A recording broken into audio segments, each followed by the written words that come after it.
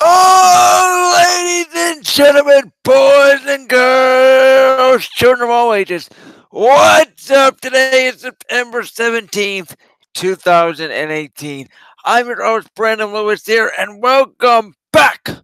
Welcome back, ladies and gentlemen, to Brandon's World here. This is going to be episode number 5. Yes, episode number 5 here, and man, do we have a lot to talk about here today. Now, we're going to start with a oh my god moment.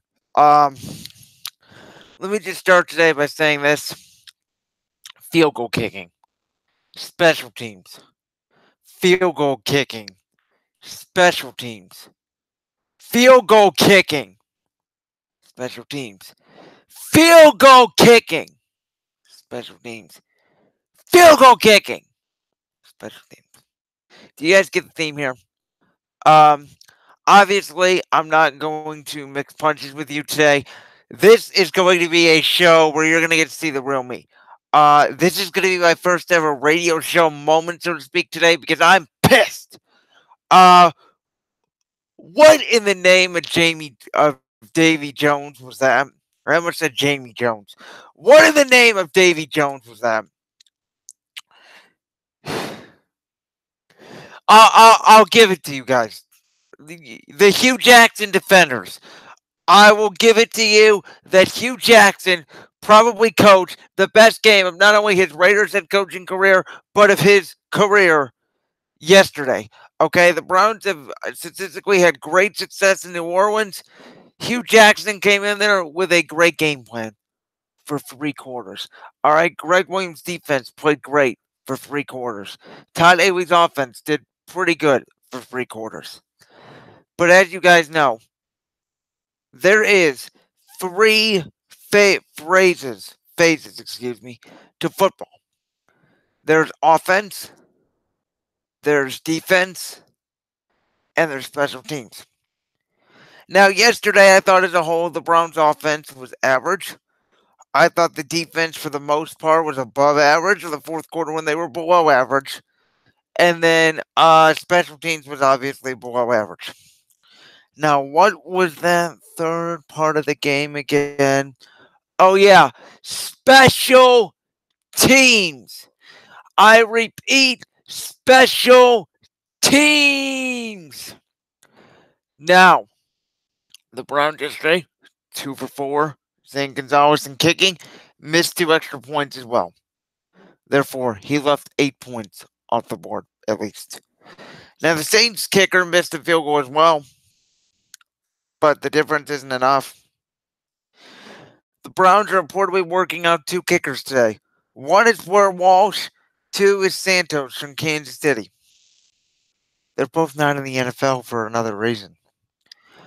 Dan Bailey's not in the NFL because the Cowboys are just the Cowboys. But those 2 kickers are in the NFL because they missed kicks throughout their career. Now, field goal kicking is the most important part of football. It wins and loses you football games, right?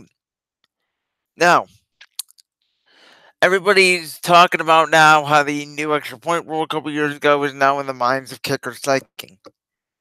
Let me go into this. A NFL kicker should be able to make a 33-yard field goal kick. It's right down the middle of this extra point. The ball's not on the hash. If it was on the hash, I'd give it to you. But the ball is centered dead in the middle at the 15-yard line.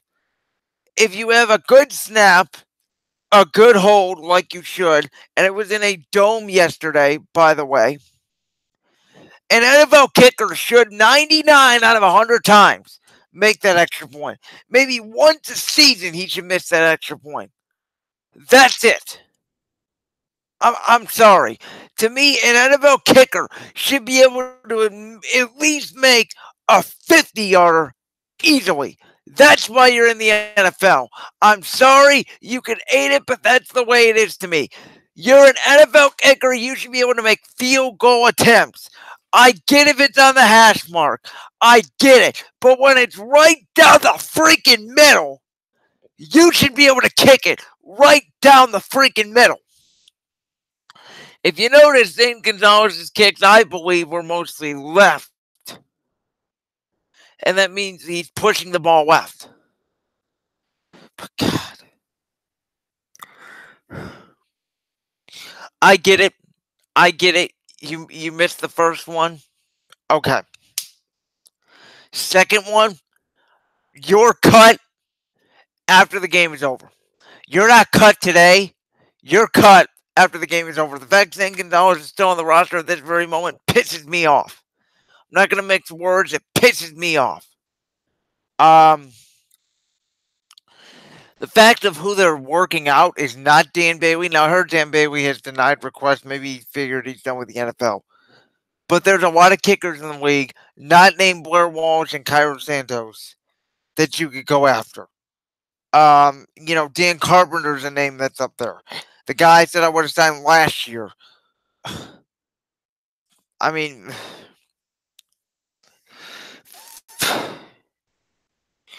field goal kicking is so important. And the fact the Browns could be 2-0, but field goal kicking is what costs you. Guys, I'm pissed off. I mean, just to not mince words here, I am pissed off. Obviously, I'm pissed off because my Eagles lost yesterday at Tampa Bay, and they want Ryan Fitzpatrick for over 400 flipping yards. But I'm even more pissed off at the fact that the Browns could have beat the Saints in special teams. I mean, how in the world do you have a kicker miss 2 extra points and 2 field goals? I mean, this guy should never be allowed to kick in the NFL again. I'm not even over-exaggerating. How? This is not a bad game. A good field goal kicker misses 1 kick or 2, bounces back, and nails the next one. Not Zane Gonzalez. I said when I saw him kick his rookie year, I didn't think he would last in the NFL, and I'm proven to be freaking right on that. It's not that hard. They got a good snap. They got a good hold. And Zane Gonzalez missed a freaking kick. I mean, Jesus Lord. The Browns, they went in there, they played pretty well until the 4th quarter when Todd Haley went super conservative. I don't know why you go super conservative against Drew Brees. For God's sakes, you know he's going to score 2 touchdowns in the 4th quarter. You know that. You know that. You got to keep your gas on the gas pedal. You don't want up on the gas against the New Orleans Saints. Especially against Dennis Allen's stupid defense. Dennis Allen got fired from the Raiders, and I believe he was the guy that replaced Hugh Jackson. Anybody that could replace Hugh Jackson, well, it's better than Hugh Jackson. But it just showed how stupid Dennis Allen was. He got fired from Oakland in 2 years. You know they hired after that? Jack Del Rio. He would have brought the Raiders to the AFC Championship game if it wasn't for Derek Carr getting hurt. Now look where they are.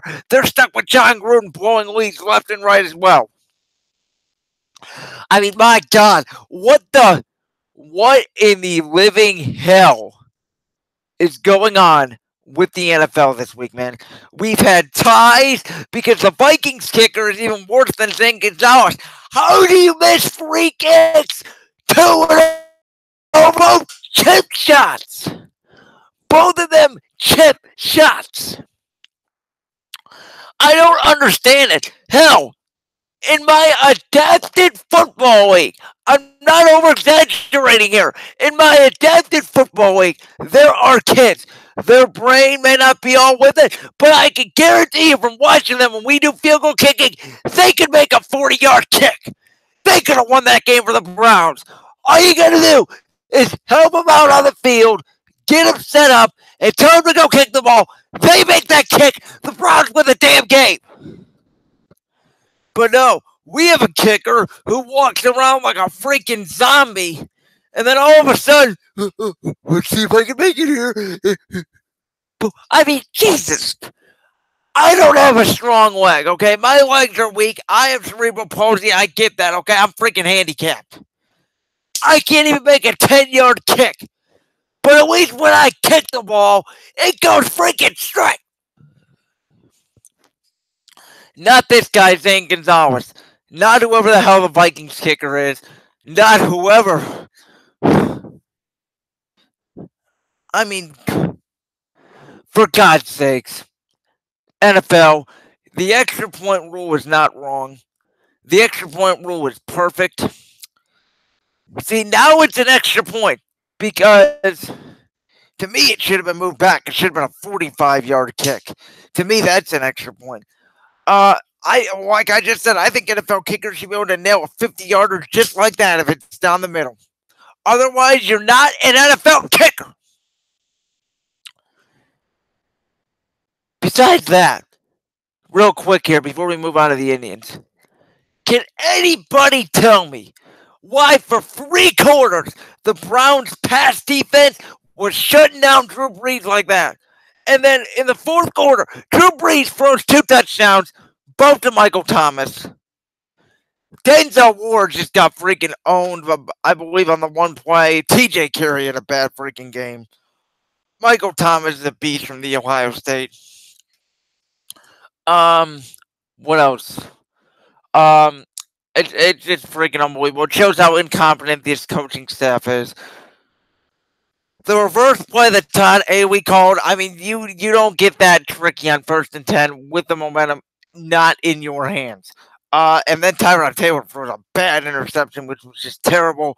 Play calling on Todd Awee, not on Hugh Jackson, which, again, for the first time in my life, I feel like I'm not criticizing Hugh Jackson. I'm criticizing Hugh Jackson because he kept that dumbass name Gonzalez. All right? But I'm not criticizing Hugh Jackson for the way this game went. Just like in 2016 when Cody Parkey missed those kicks against the Dolphins, the Browns should have won this game.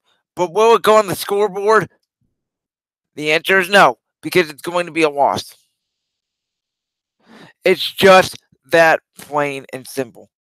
Again, guys, I'm sorry if there's any lag here. The Kent State internet right now is only at 1 bar. So I apologize. Everybody's on the internet right now. That's just the way it is.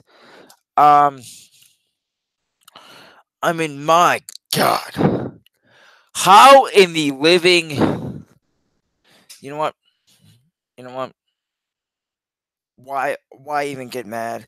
I mean, this is typical Hugh Jackson. Typical Browns. Losing a game by a freaking field goal kicker. I mean, seriously.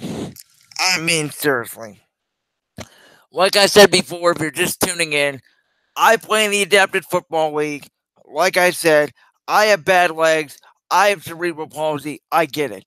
But at least when I kick the ball, and I can only kick 10 yards, at least when I kick it, my ball goes freaking straight. And I guarantee you, from watching those kids in the Adapted Football League, their brain may not be all there. But when they line up to kick the ball, they can kick a 40-yard field goal down the middle. Unlike Zane Gonzalez. It's unbelievable. And you really think we're going to beat the Jets? Yeah, the Jets lost to the Dolphins yesterday. The Miami Dolphins out of all teams, who I thought were going to go 1-15, now they're 2-0. What the hell is going on with the NFL, man? But seriously, do you think we're going to beat the Jets? With Hugh Jackson as our coach? With Dink and Dunkrod? Are you serious? You're serious, right? With Dink and Dunkrod, we're going to beat the Jets. Sam Darnold's going to light us up, man. This is not going to be good Thursday night. It's going to be an embarrassment. But, yeah, let's shift gears here to the Indians. The Indians clinched the AL Central Saturday after they lost Friday night, after our bullpen pretty much blew it. Donaldson then went on Encarnacion, went back-to-back, which was great to see. Indians ended up losing it, though, 5-4 Friday night. And then Saturday, they clinched it. They went up 11-0 in the second inning after getting 6 in the first, 5 in the second. Then they got 2 in the third, 2 in the fourth, and went after the fourth inning, 15-0. That was the final. Brent and got the save, and the Indians moved to the postseason, where they'll take on either the Astros or the Athletics, the winner of the AL West, which I still believe will be the Astros. And just like last year, where it was meant to be Indians Astros in the ALCS, even though the MLB rigged it for the Yankees, it's meant to be this time, baby. ALDS, Indians Astros, and you know what? I'm not that afraid of the Astros. I think the Indians have a better overall pitching than the Astros. I think the Indians can go toe to toe with the Astros. And if Trevor Bauer is healthy, that changes the game. And it all depends, because if Bauer's not healthy, I don't think we can beat Houston. But if Bauer is healthy, ladies and gentlemen, the Indians are World Series favorites, not even contenders. I mean, you look at every team in the American League. Yankees, starting pitching, not that great.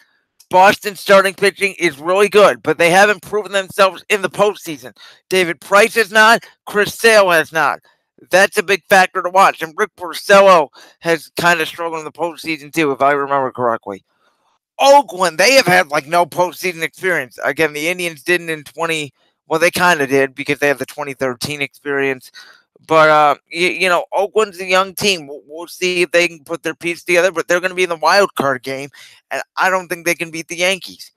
And then you got Houston, the defending champions. They went through it all, but will they meet their buzzsaw? Because in the MLB, it's different every year. It's not who has the best team, really. It's who has the best team and who has the best momentum going into the postseason. And the Indians need to get some momentum here. I believe we're playing the White Sox, if I'm correct. Hold on, let me look. Let me look at the Indian schedule. I believe we're playing the White Sox, and then I know we're playing Boston this weekend. We're either playing the Royals or the White Sox. Let me see. I know we finish up in Kansas City. That I know. And I know we play Chicago too. Let's see.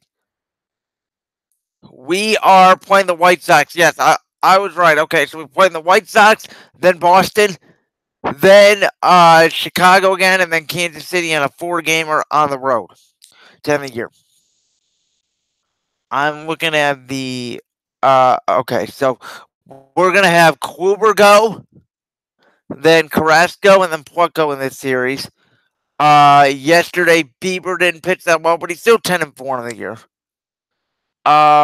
Then we're gonna have Carrasco go tomorrow, and then Plucko go on Thursday. Actually, it's a 3-gamer, so we're off tonight. I apologize. Then we're gonna go Clevenger, Bieber, and then Kluber.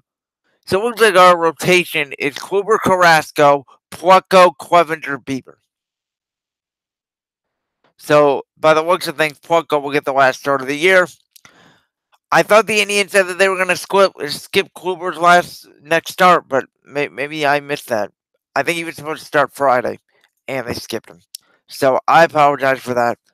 But yeah, I mean the Indians clinch. It's really good, but we definitely need to get some momentum going into the postseason. We haven't all started out with Josh Donaldson at every single position, which I feel like is important. I feel like Jason Kipnis playing in center field adds more depth to our lineup. I wasn't the biggest fan of it at first. I thought Greg Allen should start in center and Kipnis should come off the bench. But now that I'm thinking about it, I think it's good to have power and have speed coming off the bench. A pinch running situation with Greg Allen. Because in the MLB, we all know it comes down in the playoffs to a bunt or a stolen base or something of that matter. And we have two guys that can really do that now in Rajay Davis and Greg Allen. Personally, I don't think we make the Donaldson move if Leotis Martin doesn't get hurt. I think it's a blessing in disguise. Because I really think the Indians feel that Jason Kipnis is valuable to this team.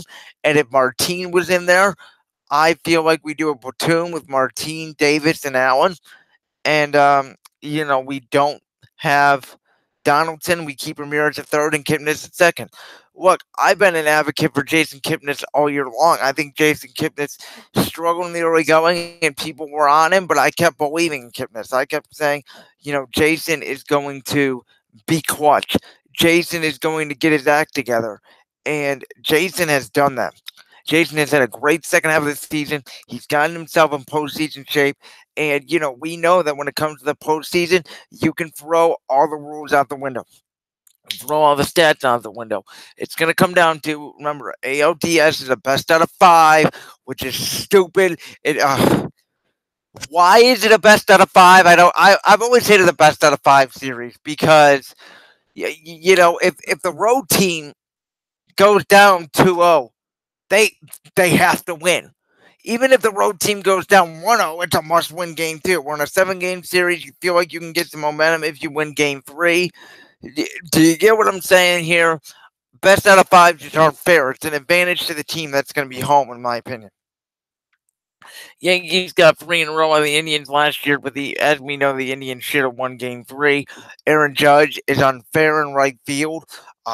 You may think I sound like a hypocrite here, but I think it should be illegal for a 6'8" guy to play in the outfield. I mean, nobody has that. Nobody. You may think I'm a salty Indians fan here, but I think it's very possible that a 6'8" outfielder just isn't fair because they can rob any home run basically unless it's hit really, really far. Um, there's a difference between making great athletic plays and there's a difference between a guy just putting up his glove and making the catch because he's 6'8". In basketball, you need tall players. A 6'6" point guard is rare, but they're able to be defended. In football, the 6'6" quarterback is kind of rare, but they can be defended.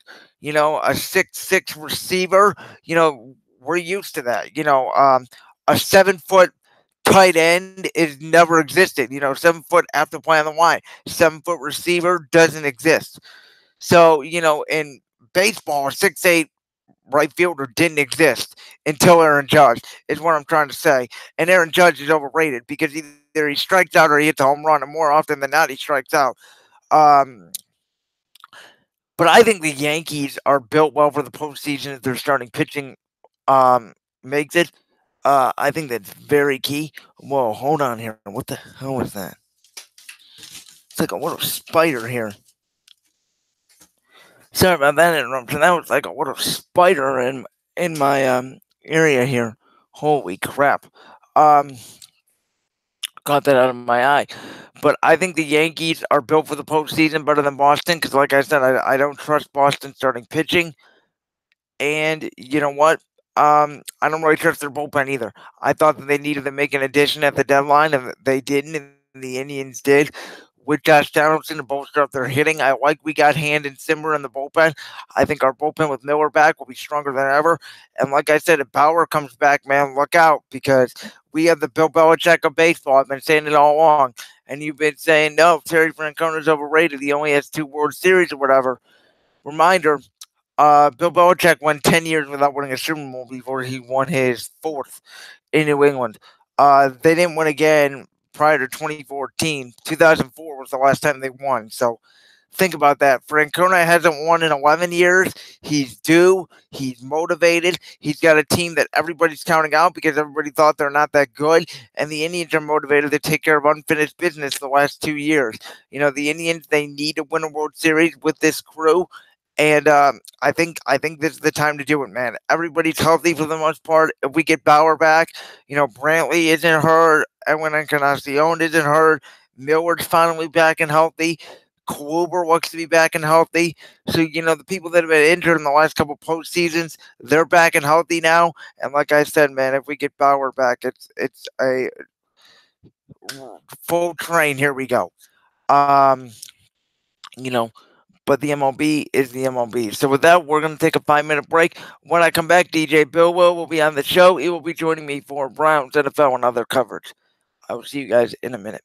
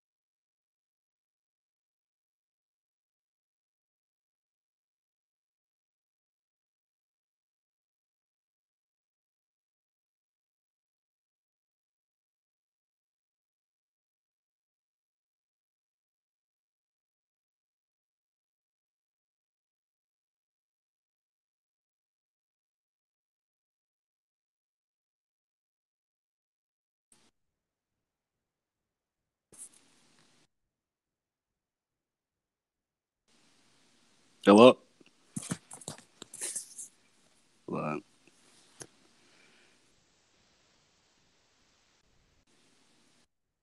Yeah, here we go. We should get it.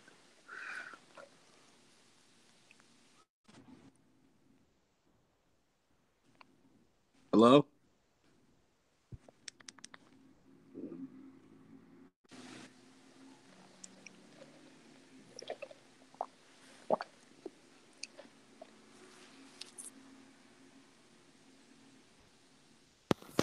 Oh, there we go.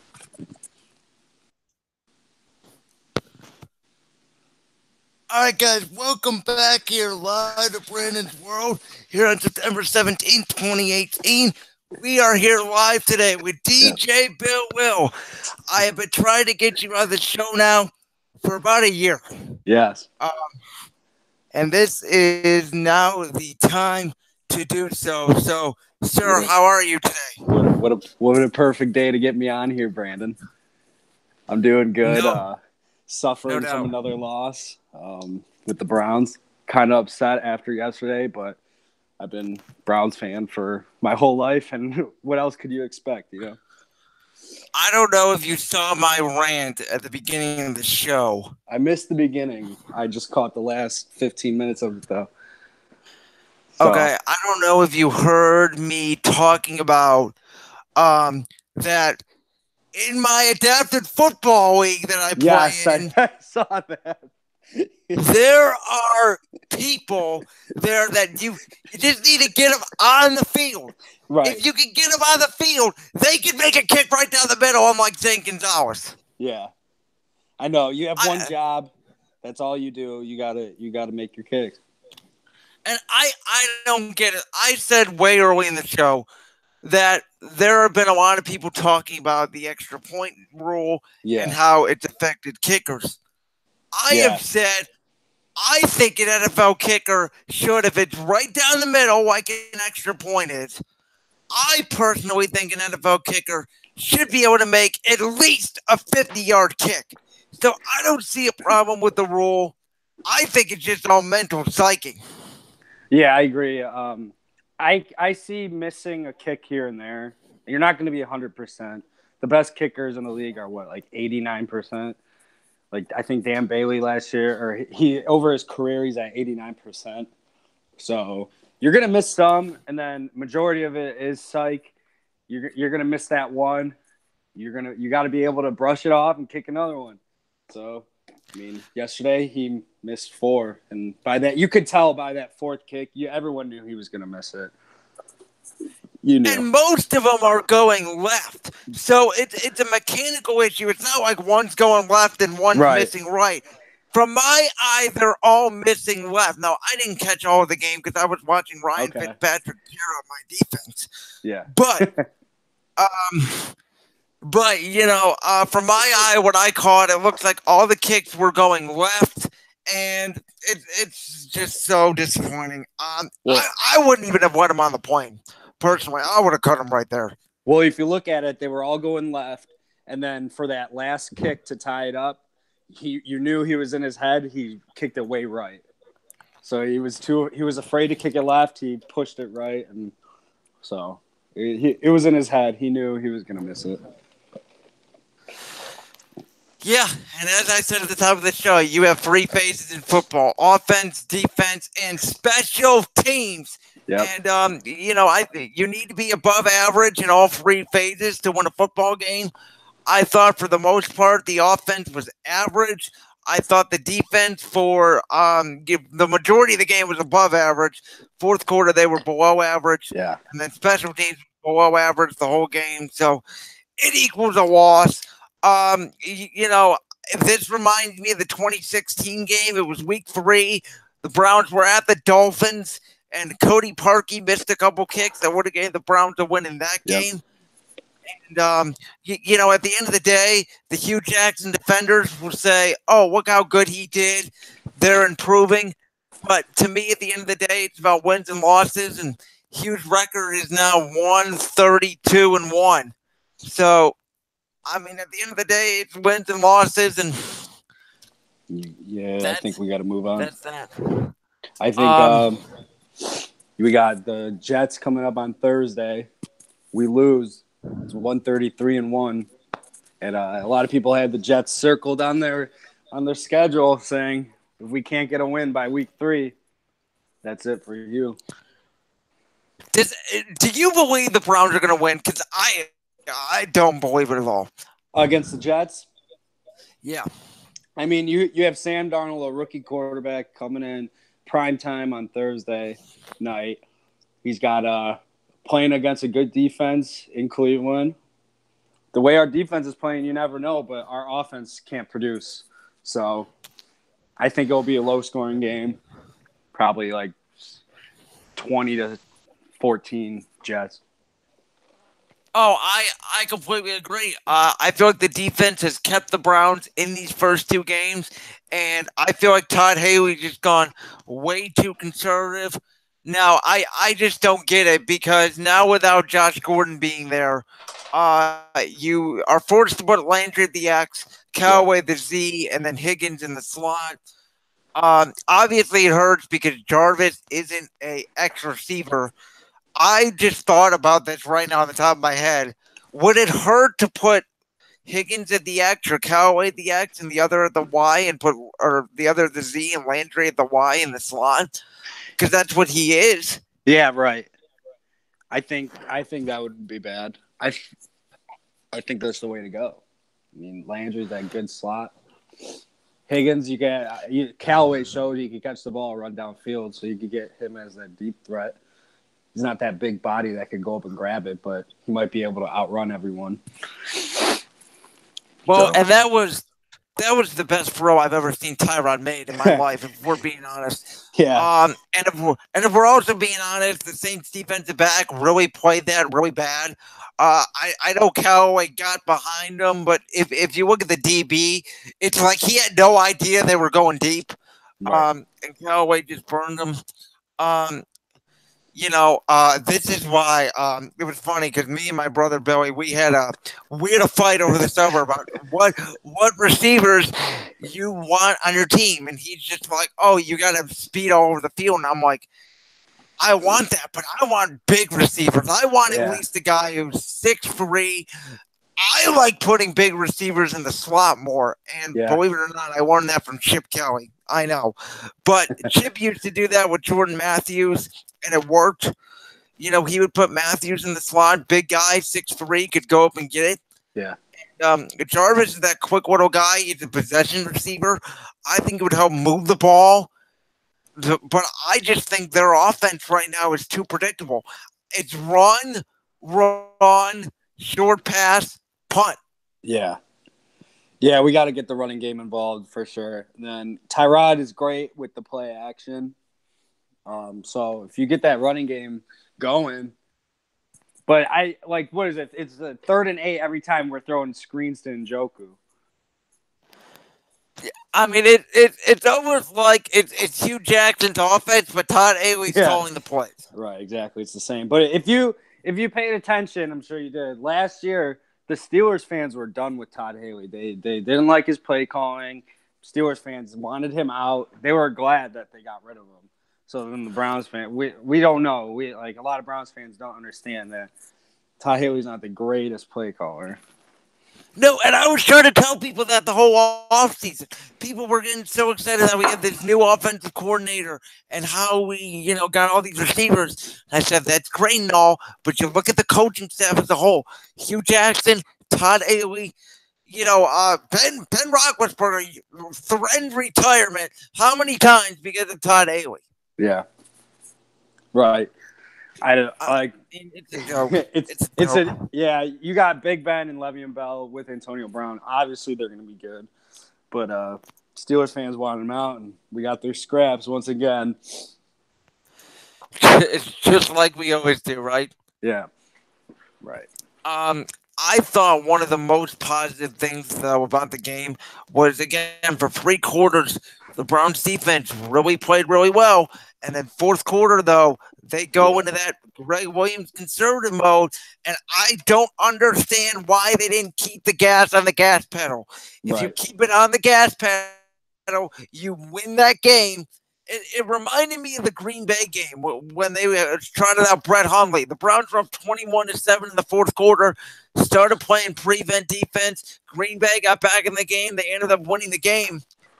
You cannot go conservative on Drew Brees or he'll just pick you apart. Right, exactly. He was finding the holes in the zone defense and getting even if we do hit that even if we're up by one, I still think Drew Brees drives down the field and they kick a field goal.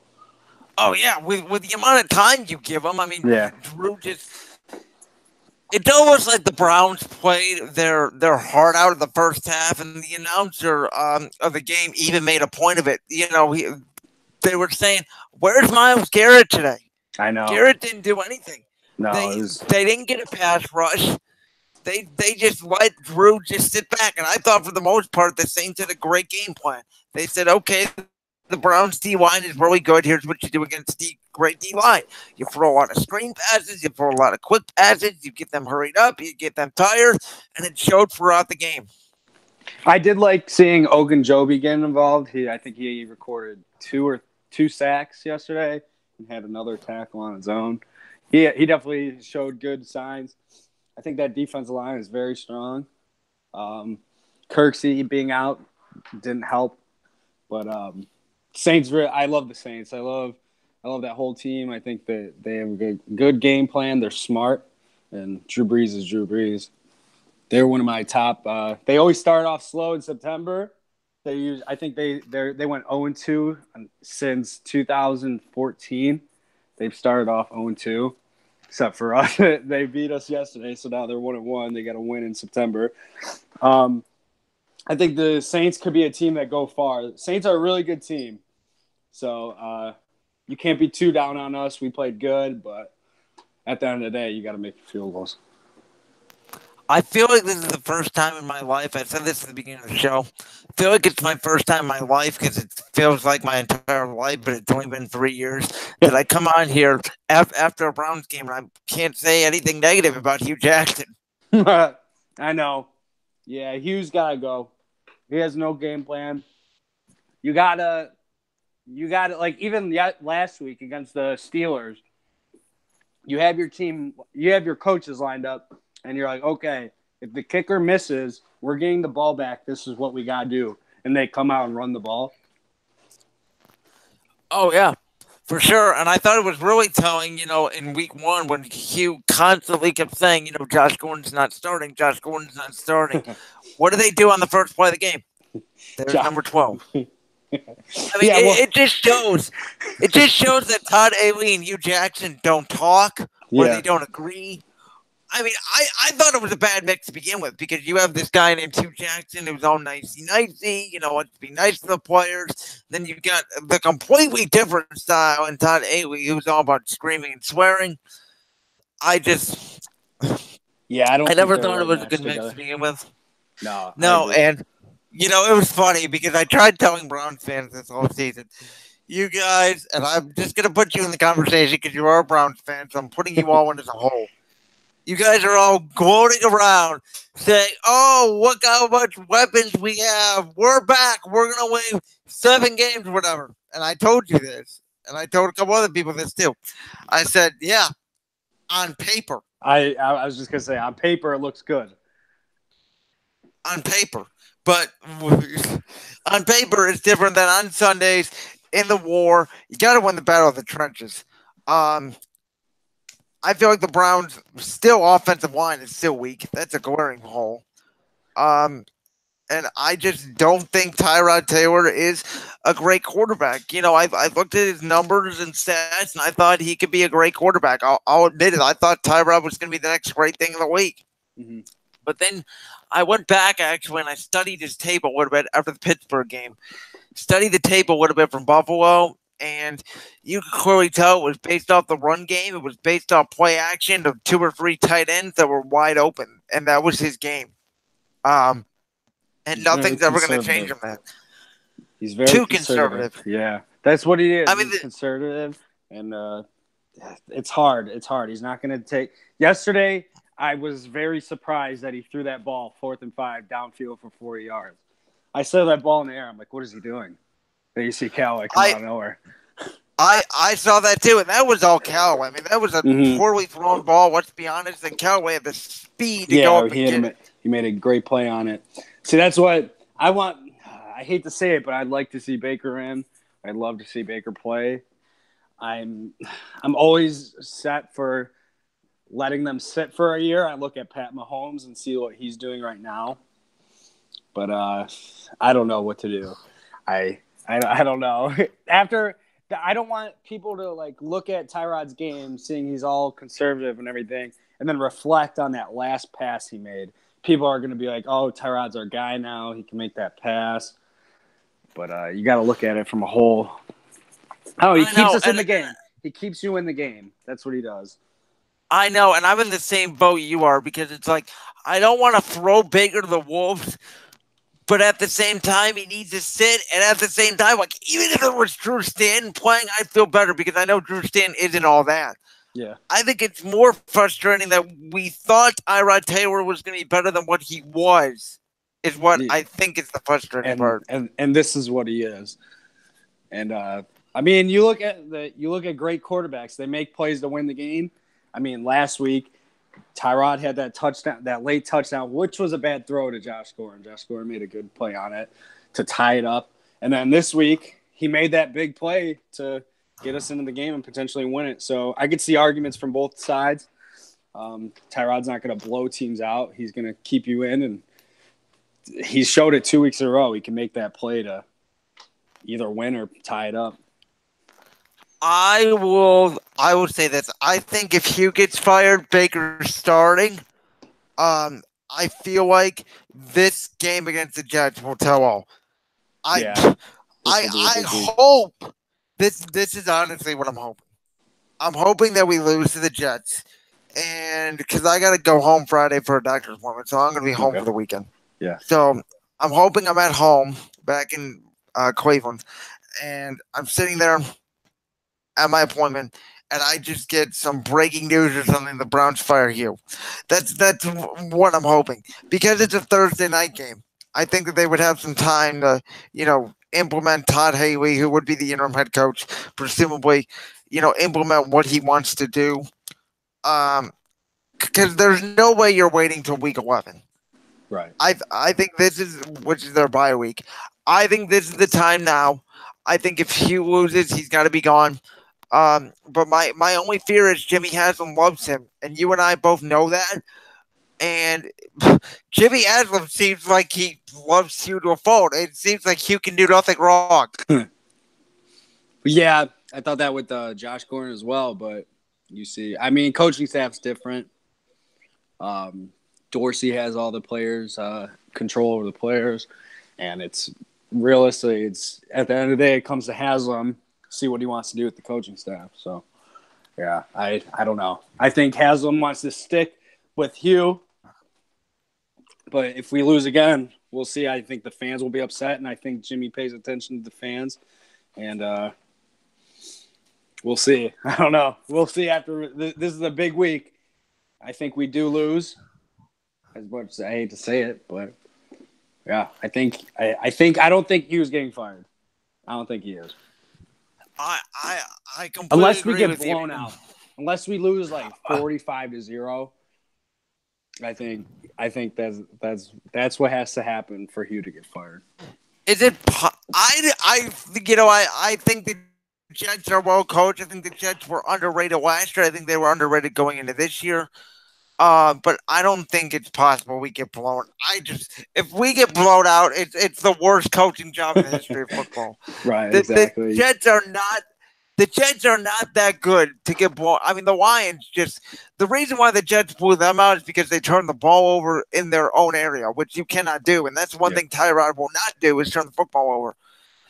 But the Browns, they need to get aggressive in their play calling. The Jets play a lot of man-to-man coverage, and if you notice, their safeties are always down in the box. Right. So you need to get aggressive. You need to take advantage. You need to throw some screens. You need to design some plays to get the ball in your playmakers' hands. You need to make some easy throws for Tyrod. Me and you talked at the Browns game we went to, the preseason game, Yeah. Browns defense is good enough to win any single football game. Right. As much as I love and hate Greg Williams at the same time, because as much as I love how he coaches, I think his play calling is one of the most ridiculous play calling in the history of defensive coordinators. I mean, their safety is still. I don't care if Peppers is down in the box. You still have Randall or whoever, because I know Randall went out. Whoever the safety is, the free safety, is still 30 yards back. And you're still playing 11 on 10 football. It still doesn't work. Drew Brees picked you apart. Even Big Ben, who threw 6 turnovers, picked you apart. I mean, it's ridiculous. I can't believe we're still talking about this. It's been 2 years, and this coaching staff hasn't learned from the offseason. And I think there needs to be a culture change. And a lot of people don't think that. Joe Thomas doesn't think that. Joe Thomas thinks he was the greatest thing to slice bread. But, that just shows you should never work in our front office. But I don't know. What are you going to say? Yeah. I don't know. I think it's inconsistent with the Greg Williams. It's all over the place. It's consistently inconsistent. I can say that, I mean, I for 1 week you'll get good pass defense, you'll get terrible run defense. The next week it'll be the opposite. I mean, you look at the Saints. They went into Tampa Bay and put up like 40 points in Tampa, and then we got them at home, and we held them to like 12 points in the first half, or not even 3 points in the first half, and then they just blew up in the second half. You got it. You can't. Let me correct you real quick. The Saints-Bucks game was in New Orleans. It wasn't. It was. Oh yeah, that's right. It was in New Orleans. Came into New Orleans and blew them out. Ryan Fitzpatrick. It's magic. I mean, from watching him yesterday, I have a professor that is an Eagles fan. Yeah. And before the game, we were talking on Tuesday when I had him in class, and he goes, "Man, we're gonna blow them out." And I go, "I hope you're right, but I don't think so." I looked at the matchup, and I thought Mike Evans and Sean Jackson could destroy us because we have small corners, and that's what happened. But Fitzpatrick's really good. He's really accurate. I've said last night, I think he's going to play this year like a 2013 Josh McCown when Josh was in Chicago. Remember, he got that really good season, got paid, hasn't been the same since. Right. I think that's what's going to happen to Fitzpatrick. I think he's going to have a really good year. I think there's a potential for them to upset Pittsburgh in Tampa Bay and Pittsburgh go to 0-2-1. I think that's really interesting to watch going into week 3. But it was just crazy. Yesterday in the NFL was crazy. Not only the Browns game, but just many games. Another game ended in a tie thanks to field goal kicking again. Exactly. Yeah. Minnesota, Green Bay. I don't understand. I mean, the Packers should have won the game. The Clay Matthews flag was unbelievably bad. There's nothing that he could have done. I don't know if you saw the play, but he made a perfect hit on Kirk Cousins. Yeah, and they call that. Yeah, I agree. I don't think that was a penalty at all. It was ridiculous. It's unbelievable. Yesterday was a very weird day in the NFL. Yesterday was one of the weirdest days I could ever remember. I mean, I only got 5 picks right. Really? Yeah. Part of that was because I took Buffalo on the left side. I thought Josh Allen, my man, was going to get it done. I know it was terrible. I'm taking blame for it. But, I mean, that Bills team is just terrible around him. I didn't realize how terrible they were. Yeah, Colts. Frank Wright, former Eagles offensive coordinator, I think he did a really good job there. I didn't think their defense would hold up, but they did. I'm glad they beat my division rival. Right. And now we got the Colts coming to town right. on Sunday, which Carson Wentz should be returning. Unfortunately, and this sucks because I'm going to have to miss the first quarter of the game because I have BSR orientation for DJs on Sunday from 11:30 to 1:30, and we can't go on air until we go to orientation. So I'm going to have to miss Carson's first snap. It's going to suck. but yeah, I'm really looking forward to it. I really think my team has a great shot for another repeat.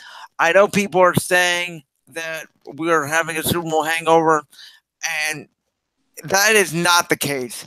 The case really is injuries, and I'm not making excuses, but Yeah. when you don't have, last year we could survive the injuries because it was only one at a certain position. Wentz went down, but Foles stayed healthy. Jordan Hicks went down, but the rest of our linebackers stayed healthy. Other people went down, like Darren Sproles, and we had other people to complement it. This year we do have depth, but even our depth is starting to get injured, and that's when it hurts. I mean, Mike Wallace is now potentially out for the year. We still don't have Alshon Jeffrey. Hopefully, he'll be back on Sunday. But when Nelson Aguilar and Kamar Aiken are your two receivers starting on the outside, there's nothing you can do. I mean, Nelson Aguilar is a great slot receiver. He's great. He's improved so much. I've watched him improve. I told people he was going to be better, and I was right. But he's not an outside receiver. But he's been forced to play that way, and it kind of limits your offense a little bit, especially with a guy like Nick Foles, who all he can do is run those RPOs. I love Nick, but he's a backup quarterback. All right, let me ask you this. Assuming his hamstring's just a little tweak, even though I think it's a little more than that, are the Eagles trading for Josh Gordon? Oh, God, no. As you saw my tweet on Saturday night, yeah. I don't want Josh Gordon anywhere near an NFL field again. Yeah. How many chances is this guy going to get? He's unreliable. I've been preaching. I just tweeted out a little bit a minute ago for my team to go get Jeremy Maclin. I mean, he's still on the street. Right. He knows the offense. He knows the system. That's the guy I would target. He's a good locker room guy, unlike the pothead weed smoker, whatever Josh Gordon is. Right. How can you trust him? He's a great talent, undeniably. But I think Browns fans just got sucked into that. Oh, dude, I would have cut him 3 years ago. Same with me. Back in 2015, I was done with him. Yep. I was done with him, and I said, man, we were desperate. And I think we still are desperate. We need playmakers to win a game. And I think Josh Gordon being on the field gives us the best chance, but he's never on the field. And that's the thing. Is it worth it? And I don't think it was worth it. I think over time, if you would have drafted more receivers, you could have replaced him by now. I honestly feel that way. There's going to be great receivers that come out of every draft, and the Browns passed on all of them because they were waiting on Josh. Right, we were waiting on Josh. We did take Higgins, who's playing well. He had a really good preseason. We took Ricardo Lewis, who unfortunately is hurt, and then Corey Coleman. But I don't see any of those being a stud. None of those are number one. I thought Coleman would be a good number 2 eventually, and then he just didn't want to have the work ethic.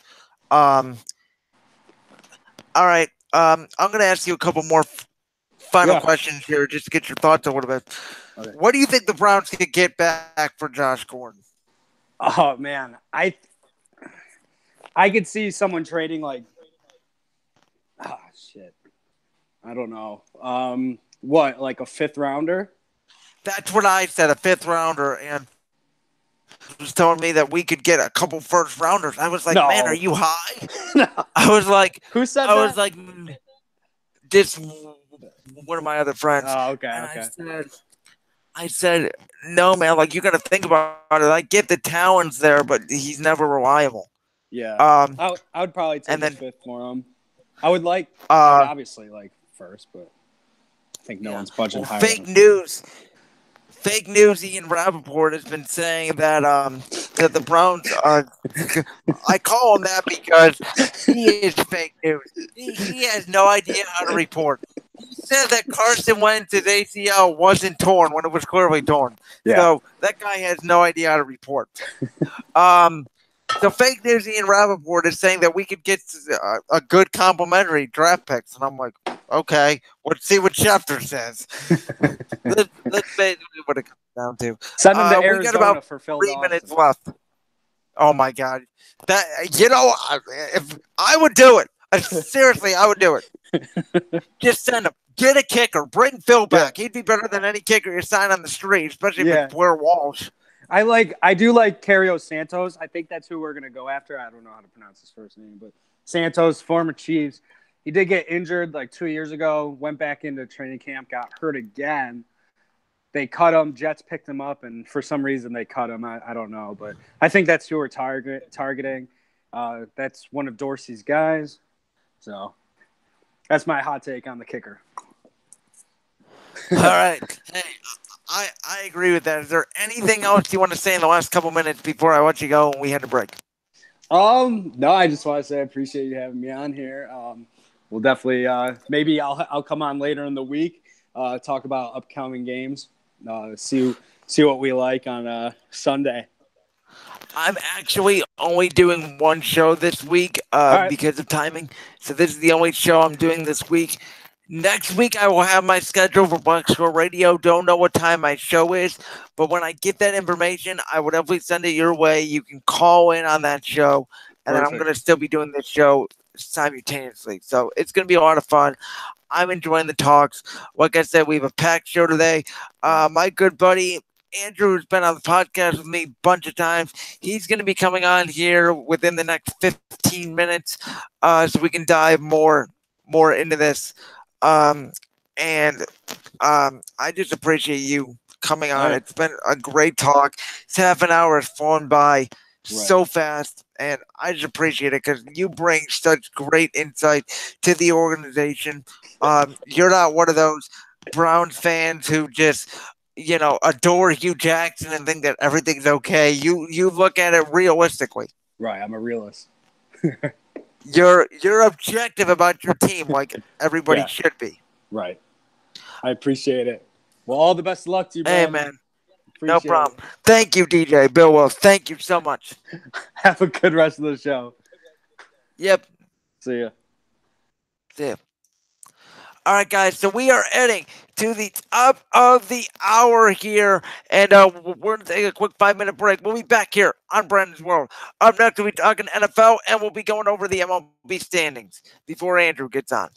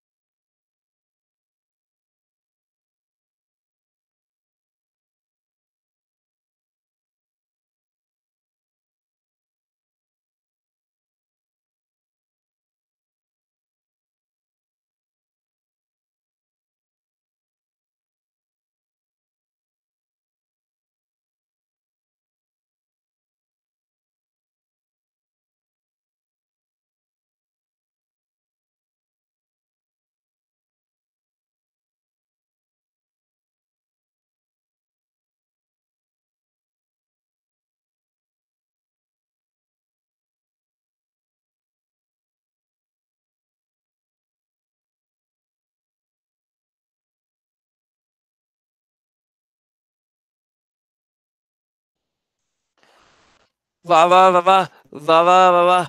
Brandon's World. Do do do. La la la la la la la la. Brandon's World. Brandon has an NBA championship. A Super Bowl ring. That's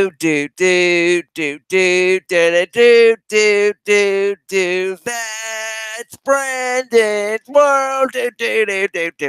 All right, guys, welcome back here to hour number 2 of Brandon's World. We're gonna have Andrew Baca on here at 12:15. But first, we're gonna dive into the MLB standings, and I'm gonna give you guys my thoughts on the NFL Sunday as a whole because it was crazy. And then we're gonna bring in Andrew talking about it as well. So we're gonna be kind of mixed matching here segments.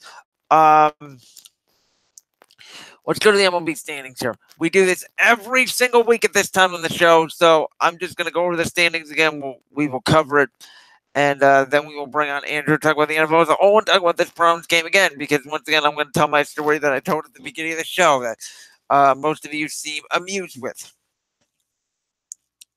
So here we go. Okay, so in the East, Boston has wrapped up the number 1 seed. No, they have not. They are still 9 games to go. So they have not wrapped up the 1 seed yet. Let's see, what does Z mean in the standings? Z, Clinch playoff berth. Okay. They've clinched a playoff berth. They haven't even wrapped up the division yet. X is clinched division. So the Indians have clinched the division. So Yankees are still on that back. They're not going to catch them. We know that. Boston's 103 and 47. We know the Astros are 93 and 55 in the West. Oakland lost yesterday. Houston won. So Houston's out 4.5. Yeah, there's no way, in my opinion, Oakland catches them. I think Houston, who has not been that good at home this year, that's an important fact. They've been better on the road. I think them and the Indians will meet in the first round. And then it looks like Oakland and the Yankees are separated by a game for that, a game and a half for that home field advantage on the wild card. Whoever gets that should win the wild card round and face Boston. And I think if Boston better pray for Oakland because I think if the Yankees get in there, they'll beat them. So looks like the IL is pretty much set besides the standings portion. Philadelphia is pretty much out of it. They pretty much have no chance. Same with the Nationals. Braves are going to run away with the NL East. They're up 6.5 now in Philadelphia. Cubs are up 2.5 on the Brewers, who are going to make the playoffs. Cardinals are 5.5 back. They're going to be fighting for a wild card. But man, Dodgers and the Rockies half a game back. Arizona's starting to fall out of it. They're 4.5 back. They only have a 2% chance now to make the playoffs. Looks like again, St. Louis and Milwaukee will be in the wild card game. Winner will take on the Cubs, who now have a 4-game lead, 4.5 for the best record in the National League. Still at 87 wins, and the Indians only have 83. So the Indians, again, I project them to go 90 and 72. They need to go 7-6 to reach that mark. I think they'll get to 90. As long as they get to 90, I'll be happy before the end of the year. That's that. As we're quickly going through the MLB standings here, because again, there's not that much to cover. Pretty much Arizona's out of it. It'll be down to Colorado and the Dodgers for a spot, and they'll be taking on the Braves in the NLDS. Braves have been really good on the road. They've struggled at home. That's important to point out. Same with every team in the NL West. Rockies have struggled at home. They've done better on the road.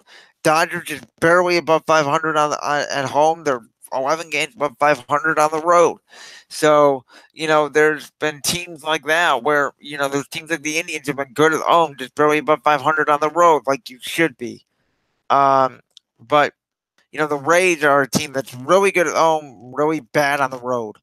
But they only have 82 wins, and as we know, the A's have 90. So they're not going to make the playoffs, but they're a very good baseball team. Yeah, the MLB standings are getting down to the nitty-gritty here, and most of them have been pretty much decided. I will say that. As we reach the second hour here, we're going to be talking about more about the Browns. Disaster. But we do have a kind of developing story here. Antonio Brown responded to a tweet that said he would do better somewhere else. And he said, trade me. Let's find out. Again, this is Antonio Brown just responding, saying, trade me. Let's find out. And by the way, breaking news, Carson Wentz is starting Sunday. So that is breaking news. Carson Wentz is going to be back on the field Sunday for the Philadelphia Eagles. Just to let everyone know that. So we have a couple breaking news here, a couple breaking stories. Antonio Brown is basically saying trade me. And Carson Wentz is starting for the Philadelphia Eagles. That's big, man. That's big for my team. It's the Colts going to town. Frank Reich coming back. Carson Wentz will be in the lineup, man. I cannot tell you how excited I am to see number 11 back.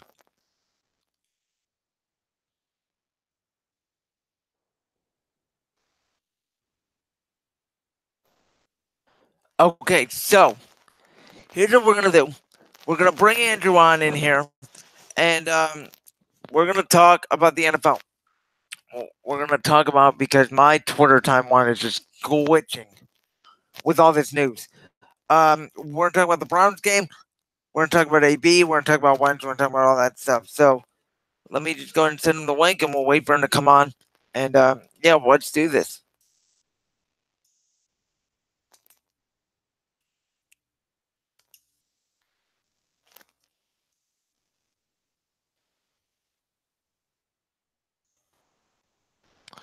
Yeah, my Twitter's going absolute crazy right now, guys. As I keep saying, breaking news, Antonio Brown is basically saying that trade me. And then Carson Wentz starting for the Eagles, which I know it doesn't sound like it by my voice right now, but I'm so excited, man. We need him. We need him. Nick Foles just is not the answer at quarterback. Carson Wentz is. Bottom line. What a great early birthday present for me, man. What a great birthday present. Again, my birthday isn't until the 29th, but what a great happy early birthday present for me.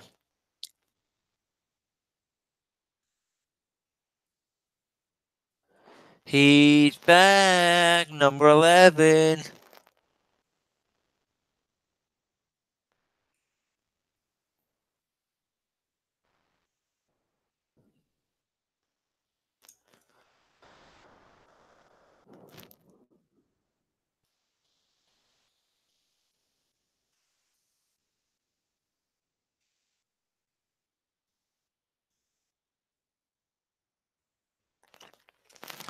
Listen, guys, we're just waiting for my co-host of the No Holds Barred podcast, Andrew Baca, to join in here, and then we will get all crazy because, you know, when he comes in, we have some good times and good laughs. Once again, thank you to DJ Bill Will for joining. You are always welcome. You bring such great insight into the Browns. He is objective like I am about my Eagles. My defense did not play well yesterday. I'm pissed off. It's not a very happy Monday. Let me just say that. Very angry. And, let's see. We do have Andrew back in. Welcome, Andrew. What's up? Too early? No. Okay. You are welcome here. We are live on the show. This is Monday, September 9th to Monday. What am I saying? September 17th. Monday, September 17th, 2018. Thank you. I have it right there. I'm sorry. I'm fired up. I don't know if you saw my rant at the start of the show. I did not, unfortunately. Okay. Well, as you know, I play in the Adapted Football League, right? And we do field goal kicking. We practice. We do all that stuff. Granted, my kick can only go 10 yards, but at least when I kick the ball, my kick goes straight. It's probably more accurate than Zane Gonzalez. If you get some of these kids from the Adapted Football League, if you just put them on the field, you got to get them on the field first. But if you can get them on the field, they can kick a 40-yard. I've seen it with my own eyes. You know who can't? The field goal kicker of the Cleveland Browns. I mean, again, you were talking about, oh, the extra point rule should be changed. No, it shouldn't. You have a 33-yard kick. An NFL kicker should be able to make that kick. They should be able to make a 50-yard kick right down the middle. I get if it's on the ass, but it's right down the middle. You're an NFL kicker. Do your freaking job. I know. Well, did you hear that too? That Dan Bailey probably isn't going to come here, and it's narrowed down. The last thing that I heard is that it's narrowed down to Cairo Santos or Blair Walsh. I swear, if we get Blair Walsh, my God. Oh, Carson Wentz is back, by the way. He just got activated. Yes, I saw that. I just said that. Thank God, my prince is back.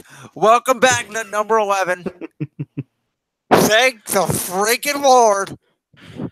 But as I told, wait, I got some other. And I don't know if you were on Twitter and you just saw this, but Antonio Brown has demanded a trade. You have not been watching the show because I just covered that. All right, I'm sorry. No, it's not awkward at all. I'm just saying. It was by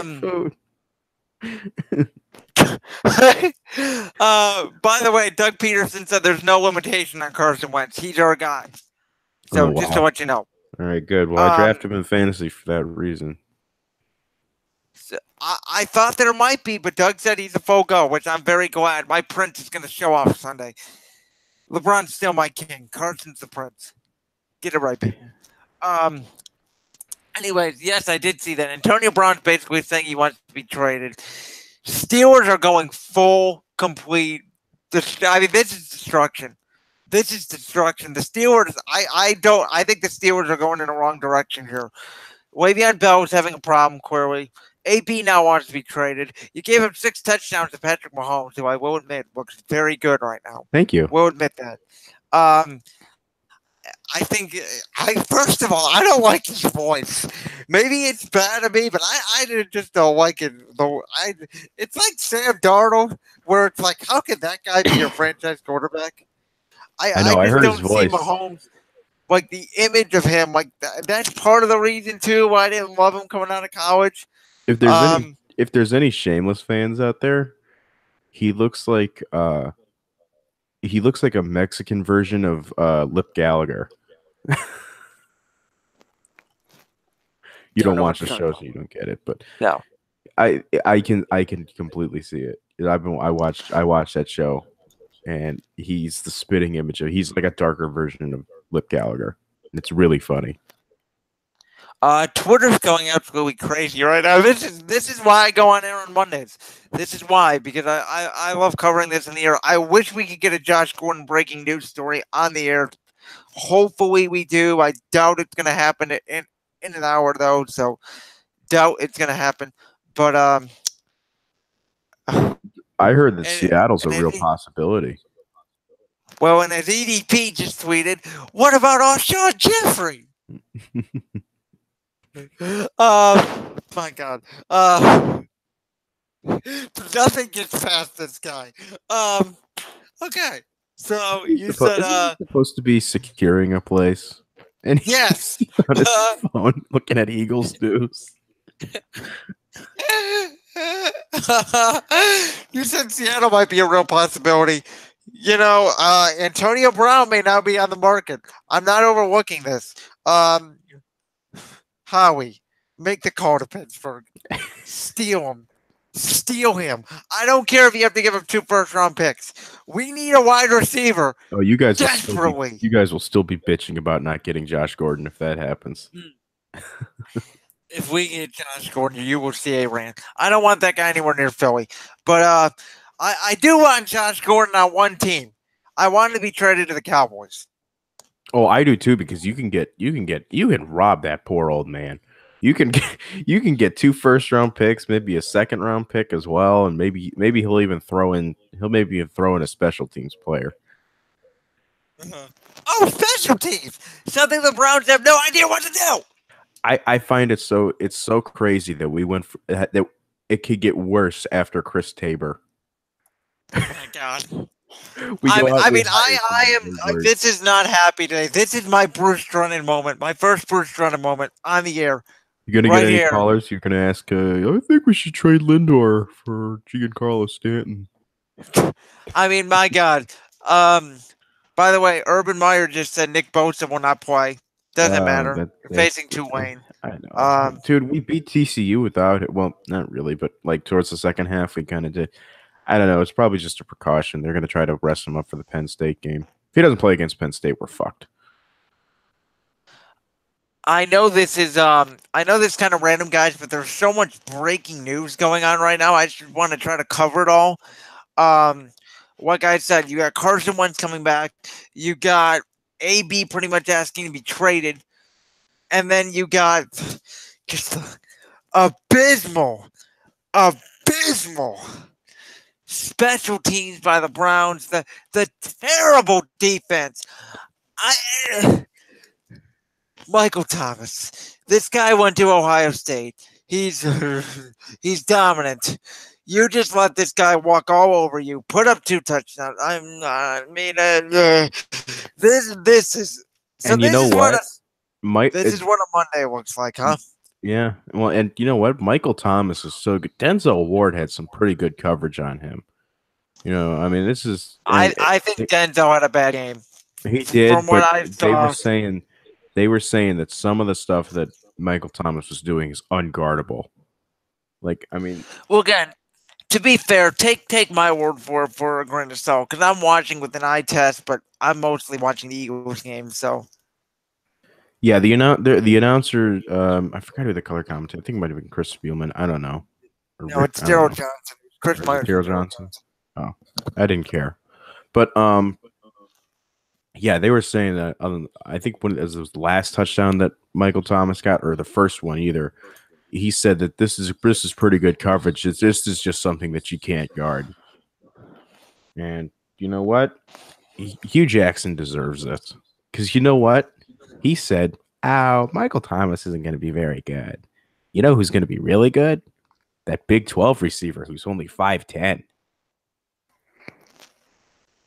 Again, for the first time in 3 years today, I feel like I'm not criticizing Hugh Jackson, because it's not really his fault. You know what? Yeah, you got a point. And you know what? Looking at it, you know, at first I was like, "Oh, come on, why is this guy fired yet?" He actually coached an okay game. Clock management was good. The penalties were down. For the first time in his life, I think he coached the best. I said this at the top of the show. I think even if you include his run in Oakland, I think yesterday was the best coaching job Hugh's ever done. Should have resulted in a win, but it didn't.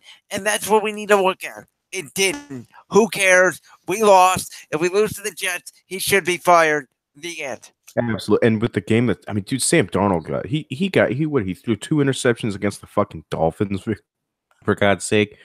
If we can't beat him with this defense, and you're talking about Sam Darnold, Mr. Turnover Machine, he's still a turnover machine. Yesterday he proved that he still has a hard time turning the ball over, or that he, you know, has a hard time keeping the ball with the Jets. If we can't beat the Jets, and their defense looked terrible too. If we can't beat them, and I know it's Thursday night, but who fucking cares? Color rush with the dog pound going crazy, and we lose. We have no choice but to clean house with the coaching staff. I'm talking survivors. Maybe the only survivor is the wide receivers coach. You know, if Greg Williams would bring his safeties down, I'd be in favor of keeping Greg. He's not a bad coordinator. I just hate the way he calls plays. I know. Well, you know what? He just needs a coach who can tell him, "Hey, pull your safeties." It doesn't seem like Hugh Jackson does that. Greg He's just like, "I don't know anything about defense." Greg doesn't listen to anybody. You see, neither does Todd Haley, by the way. This is why we need John DeFilippo, because Italians don't take any shit. If Greg Williams tells him no, he'll beat his ass on the sideline. Simple as that. I would know. I grew up with people like that. Well, DeFilippo is looking really good right now. Kirk Cousins looked really good yesterday. I know he did. I think he's going to be a hot coaching candidate. I can tell you that. Mike Wallace fractured his fibula. Oh, he's breaking news on that too. Doug said Mike Wallace broke his fibula and will miss the next few weeks. Won't go on IR for now as they do more tests to see if he will miss the entire season. So there's still hope. But I broke my tibia and I was out for 2 months maybe. I was in a cast in February, got out of it, and I want to say April. So, but we'll see. Um, I think definitely my team needs to upgrade a receiver. I think I've calmed down a little bit since the opening of the show because you guys watched the opening of the show. I was pissed off. Um, I'm still a little bit pissed off. I'm not as pissed off as I was this morning. I was pissed off this morning. You know, when you wake up, I pulled a muscle in my back sleeping too, so that was great. Couldn't even move this morning, but woke up, went to class, pissed off. You know, oh, how's your birthday going? How do you think it's going, bitch? I mean, how do you think it's going? Do I look happy? I'm just staring at you, wanting to punch you in the face because my football team lost. I'm that way. I don't care if you win by 1 point or you lose by 1 point. A win's a win, a loss is a loss. And you know, my football team hasn't lost a meaningful game since week 11 of last season. So, you know, I'm not that worried about it because I know Doug Peterson and my coaching staff will bounce things around. I'm more pissed off of the fact that the Browns blew a game. It's unacceptable, and the fact that Hugh Jackson isn't taking responsibility pisses me off. The fact that Zane Gonzalez didn't adjust on his kicking, you could clearly see that all of his kicks were going left. Gonzalez didn't adjust. That pissed me off. Pissed me He's off just a that bad NFL kicker. He's just not good. pisses me off that an NFL kicker can't make an extra point. And I know you were telling me yesterday, the rules should be I was changed. repeating Tony Gonzalez's words. Okay, well, Tony Gonzalez is wrong. You could have disagreed with him. He In made my me think opinion, about it. well, listen. I In the think they need. NFL, All right, well, here, can you? All right, then agree with me on this. If no, they are no, going no, to, no, no. wait, This is my show. This is my show. You're gonna listen to me for 1 second because I think I'm gonna change your mind. No, Okay. no. I'm going here first. All I have to say is you're an NFL kicker. If the ball is right down the middle, you should be able to 9 out of 10 times. I would even put it up to 99 out of 100. Make at least a 45 to 50-yard kick. 33-yarder should be a no-brainer. Okay, good. Well, I'm glad that you said that you should make it right down the middle, because why are they kicking off from the left and the right hash marks a lot? I don't understand. Ball should be placed in the middle. And I've seen it sometimes that it's not. Which doesn't make any sense. On an extra point, the ball should be in the middle of the field. Again, I get if it's at the hash mark because you have to angle it a little bit. But if the ball is in the middle of the field, you should be able to make a kick 99 out of 100 times from 33 yards. Yeah, I now agree. it feels like an extra. I don't think they should have it on the right and left hash marks. It should just be strictly on the middle and with extra points. No, it should be strictly down the middle. And now it feels like an extra point. Before, with the old rule and the way the college football rule is, you might as well give the team 7 points because it's not really an extra point. It's the extra point rule absolutely has to stay the same in college. I mean, college kickers are just atrocious. I mean, NFL kickers went to college, so yeah, but half of them don't even make it. Okay, maybe you back it up a little bit. Maybe you back it up to the 10-yard line. No, you can't. I wouldn't even screw with it, dude. TCU's kicker missed an extra point for God's sake on Saturday. Well, yeah, that's a random miss. But even most and then he almost kickers missed another one. Okay, are they really that bad, or is that just they are really that bad? The Vikings kicker. Yeah, you don't. The kicker for the Vikings yesterday was an SEC kicker, and they are notorious for having the worst kickers. All right, fair enough. I'm sorry for being rude and disrespectful if you felt that way, but I felt like I needed to get my point across. It is my show. I do have authority. It's not like our podcast, but it's both of our shows. I do feel like it's my show and I have authority somewhat, and that's everybody. I think I fixed the problem on your end. You did. I think so. What was wrong with it? Do you want to dive into it on here or no? I can do it real quick. I had add a filter to desktop audio, and I think because of that, like I could increase the audio on there, but I'm not 100% sure though. But we'll see. All right, well, we can try it out. My objective Browns review is now on the Box Score Radio site, by the way. So if you want to check that out, it's the first one there. Oh, cool. I always write these reviews objectively. I always do take an objective approach.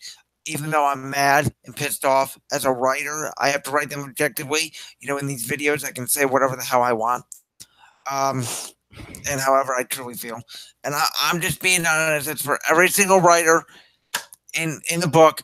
I'm sure when you read articles like oh, the Browns did some good things, I'm sure behind the scenes they're saying the same thing. They didn't do nothing, but I have to write this, you know. But that's a writer. Callaway did pretty good. That's like the one good thing. Well, I think he made one lucky catch on a terribly thrown ball by Tyrod. Callaway caught up to it. The safety and corner were playing very bad coverage. I think it was a lucky catch. Not a lucky catch, but just a lucky play. Because if the corner plays it better, that's not a touchdown. Let's be honest. Yeah, I know. But did you see his speed, though? Like, when he got to the 25-yard line, that dude ran like a cheetah. Oh, yeah, I saw his speed, but let's hope he's not the next Josh Gordon, where he's not on the field. Okay. I don't think he will. I don't think he will be, but he just seems.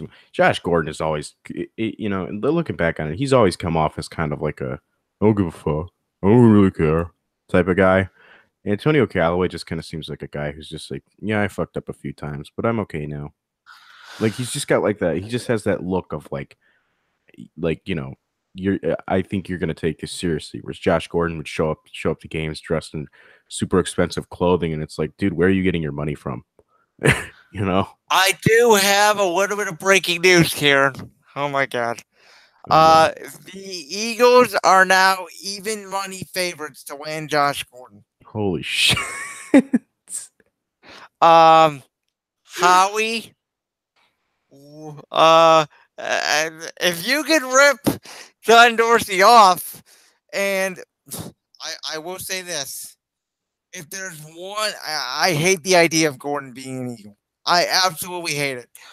But if there's one team that I think Josh Gordon could go to besides New England that can clear him up, it might be Philly.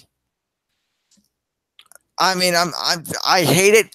I don't want him. I'm not being a hypocrite. But I am saying I trust in Doug Peterson that just maybe this guy could turn his life around, because the Eagles aren't going to give him the chances that the Browns gave him.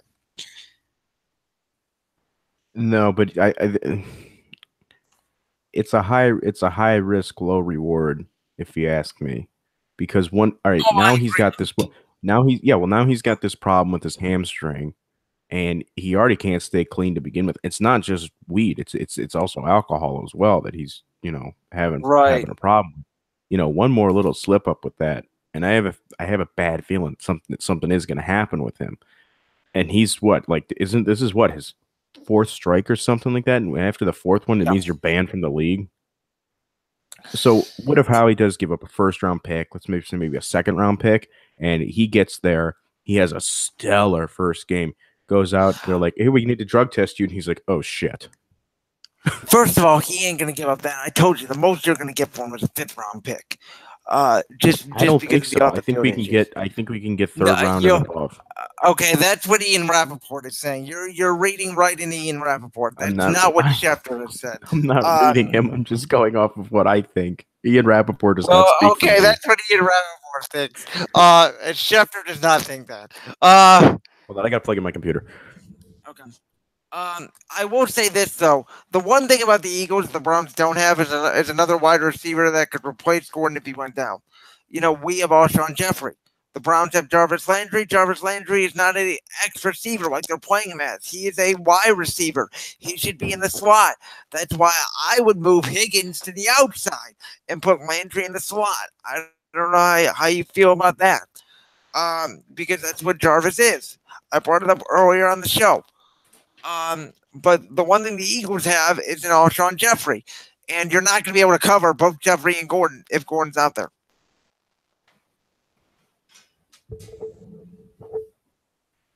Yeah, I agree. Sorry, my laptop had like 5 minutes left. Okay. That's but did you hear about my thought of moving Landry inside and moving Higgins to the outside? Yeah, I agree. That's kind of what they're meant for. I mean, Am I wrong, or is Landry playing on the outside? he is. He has been. Did you see him get pissed at Tyrod yesterday? No, I did Landry not. was I wide didn't open. watch most of the game, so This was towards the end of the game. Landry was wide open for a first down. It was like 3rd and 12. And what does Tyrod do? He fucking dumps it off to Rashard Higgins, who drops the ball. Oh, I saw that, but I didn't see Landry get pissed. He got mad. He punched the air, and then he started doing the thing where he was slamming both fists down and getting real mad, yelling at himself. And a coach had to come over and calm him down. Like, it was almost like he was like, this motherfucker can't even see shit. He's just looking down the field to check it down, too conservative. All that. He just looked like this motherfucker's gonna ruin my production. And it was bad. We need to get breaking news, Josh Gordon news, within the next half an hour. I mean, I'm going to be keeping a close eye on this because whoever gets him is taking a risk. Oh, I know. I'm kind of I was freaking out. Like, I woke up today and I was like just slowly going through my notifications, just being like, okay, nothing. Okay, nothing. Browns expected to part ways with kicker Zane Gonzalez. Okay. Nothing. And somebody quoted it and said, it's expected to. Why did they even let him on the plane? I agree with that. That's what I would have done. I would have cut him right there. I wouldn't even have let him. Somebody said, my good friend at BSR said, don't even let him fly. Have him take an Uber back. I would have done the same thing. How? Seriously? Did you see what I said about him? No. I said they're going to send Zane back to Cleveland on Spirit Airlines, middle seat, last row by the bathroom. Oh my god. Yeah. And our good old buddy Joe Thomas. Look how good of a coach he is. He's comforting. I am convinced that dude has brain damage.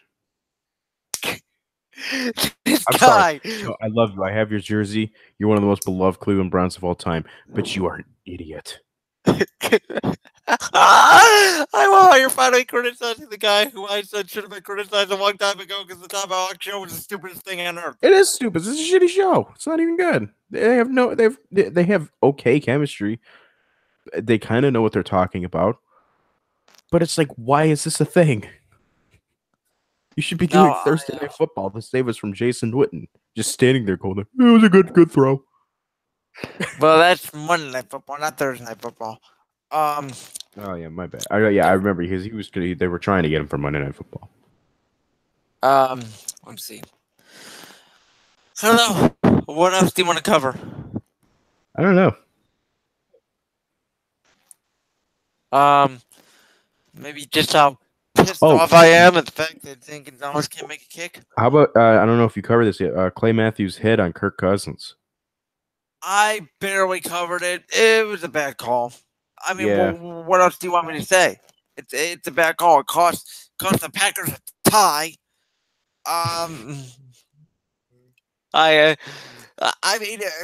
let's talk about Nick that Wright brought this up on First Things First. Nick Wright brought this up, and it's very smart. He said the new NFL rule where they limited the play clock in overtime from 15 to 10 minutes, it's changing overtime. Yeah, I agree. Because overtime's no longer 15 minutes. If you guys didn't know that, it's now 10 minutes. I said it was going to result in a lot more ties when it came out. Clearly, I was right. But yeah, I mean, yesterday was just a crazy day in the NFL. I only got 5 games right. Why in the life of me did I pick the Bills? I trusted my man Josh Allen way too much. He threw 2 interceptions. The first touchdown of his career. He went 53 seconds left in a blowout. The Chargers were literally just like, I don't care. Let the kid have his fun. It didn't help that their best corner retired at halftime either. You know what? They're so bad. He retired at halftime. I mean, the Bills might be the worst team in football. Oh, they are. It's them and the Lions. they're going to be fighting over who gets Nick Bosa. Even though The team. I would feel so bad for Nick Bosa if he ends up in Detroit with Matt Patricia. The team that I thought was going to be the worst team in the league, the Miami Dolphins, are 2-0. I know. What the fuck? I don't understand this football season, man. It's crazy. How are the Bucks doing really good with Ryan Magic? Because I told you this team was going to be better, and you didn't believe me. You didn't believe that Ryan Fitzpatrick was a good quarterback. I told you this was a bad matchup for you. I told my professor, who's an Eagles fan, it was a bad matchup for us. He didn't believe me. And look what happened. Ryan Fitzpatrick dominated our defense, who, by the way, I looked up this statistic today. Defense on the road with Jim Schwartz the last 3 years has given up 27 points per game. At home, they've given up 10. Wow. So, home field advantage for us. And on the road, for some reason, we don't travel well. For some reason, on the road, Jalen Mills and Ronald Darby like to just stand there and watch receivers catch passes. I don't know what Ronald Darby was doing yesterday. He probably had the worst game I've ever seen him play. He's just literally standing there watching Mike Evans catch the ball and run. I was pissed. Then I was excited because I was like, okay, these guys got some fight in them. Here we go. And then defense gave it up. And with all the bad players we had on offense, because I'm not making excuses, but it's hard to play offense when you're starting Kamar Aiken, who got cut by them and then they brought him back. For all that, we made it. We made it a close game. And I want to bring this up right now real quick. From multiple reports from the Eagles reporters I follow on Twitter, they have been saying it sounds like in the near future, based on Doug Peterson's press conference today, the Eagles will be bringing in a wide receiver that's not currently in the NFL, which could mean Josh Gordon, could mean Jeremy Maclin. I'm hoping could be somebody else. But I just want to bring that up to the table here. All right, we got about 7 minutes left, so can't think who would have been. Oh yeah. I'm sorry. I wanted to ask you, what would your solution be to ending ties? Because I think that they should change the overtime. I think they should go kind of like what college does. No, I hate the college football overtime. I think it's stupid. Yeah, but it doesn't result in ties. To me, you just play a second overtime. Okay. How about this? You just 10 minutes. So 10 minutes. All right. Instead of it being keep it 10 minutes, but you keep going to continuous overtimes. Yes. And in my proposal, the Vikings missed the kick. You don't redo the coin toss in the second overtime. Green Bay would just get the ball back.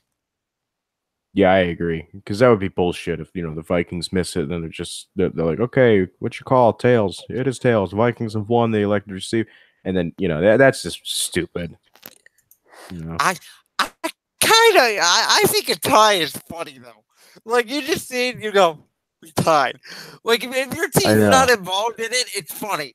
The one thing the tie does do, though, is it eliminates tiebreakers. So the winner of the Packers-Vikings game in Week 16, I believe it is, in Minnesota, they're tied. That will be the tiebreaker. Will be that game. What if they tie? What if they tie that game too? I don't think there's any possible way. Because Packers really should have won that game. They went too conservative in the second half. Oh yeah, I know. It's a common theme of a lot of teams. Unlike Doug Peterson. Every time I see a tie in the NFL, I always imagine some redneck watching the game and just being like, "What the fuck? This shit ain't soccer." Man, it was a crazy week in the NFL. Hopefully week 3 will be better. I do want to touch on this real quick because I don't want you to say, why? What the hell are you talking about? Unfortunately, I'm just going to put this out there now. This one kind of like, why? We have a BSR auditions this week, and then Sunday is our orientation. And we have to go to this orientation, even if we're coming back as a DJ, even if we're on staff, in order to have our show, because they do new little wrinkles every year and stuff like that. Unfortunately, it's the timing of it. It's from 11:30 to 1:30, which means I'm going to be missing Carson Wentz's first play. And I'm like, why? However, will you move on? It sucks desperately. Um, I'm so glad my Prince is back though. I cannot tell you I love Nick Foles, but yesterday Doug Peterson coached like the Browns. I mean, in the first half at least. I'm not going to hold no punches. It was terrible. They all they could do was run the RPO. That's all Nick Foles is good at. It's certainly all he's good at right now. They could run an RPO and he could get a completion. If you told him to drop back, he couldn't do it. And part of that was because Jason Peters went out, and Hawapati Vaitai got absolutely worked by Jason Pierre-Paul. There was a play. It was 3rd and goal from the 3.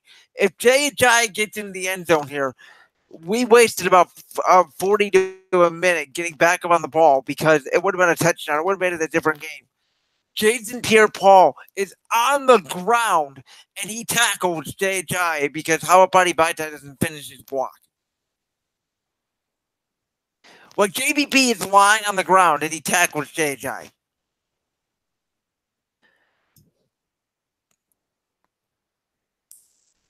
So there's that. I don't know if you want to respond to that. I don't know. No.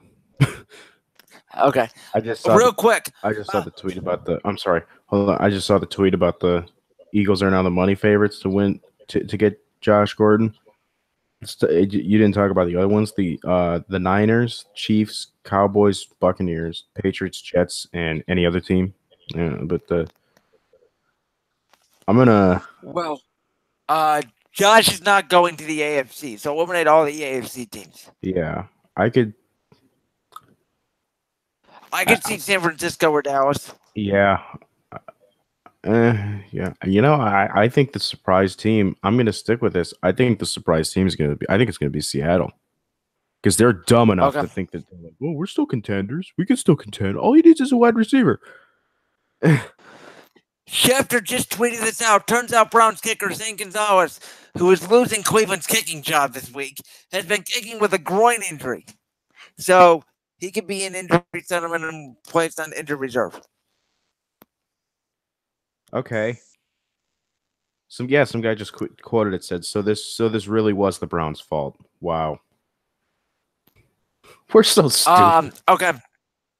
Unfortunately, I gotta let you go because I gotta cover Hell in a Cell before we leave the show. So I'm gonna let you go. We'll talk about this more Saturday on the No Holds Barred podcast.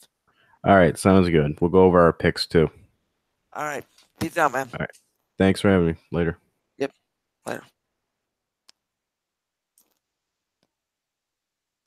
All right, guys. So let's really quick cover this Hell in a Cell pay-per-view. I'm not even going to take a break.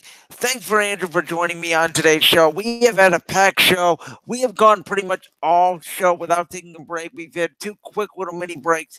We've covered a lot on this show. We've covered a lot of breaking news. Let's go into Hell in a Cell. I thought it was one of the best pay-per-views of the year. Personally, the Brock Lesnar ending was great. I saw fans were pissed off. I thought they were bullshitted, but hey, man, it was a great pay-per-view. Typical wrestling. Becky Lynch won the SmackDown Live Women's Championship, which I thought was really cool. Daniel Bryan and Brie Bella lost to Miz and Reese. I thought it was a really good match. AJ and Joe's match, probably the worst of the night. It was definitely very slow. Rollins, Ziggler, McIntyre, and Ambrose. Shout out to them for it, man. They make Raw the show. They had great performances, and it was just overall great pay-per-view. We kicked off the show with Randy Orton and Jeff Hardy inside Hell in a Cell. Randy Orton used a screwdriver and put it in Jeff Hardy's ear, actually. That was very vile and very sickening, but it was a great show overall. I just wanted to cover that real quick. Raw tonight, Undertaker returns. Going to be a big show. But yeah, I'm definitely very excited for it. I wanted to cover wrestling a little bit here. I wanted to cover Hell in a Cell.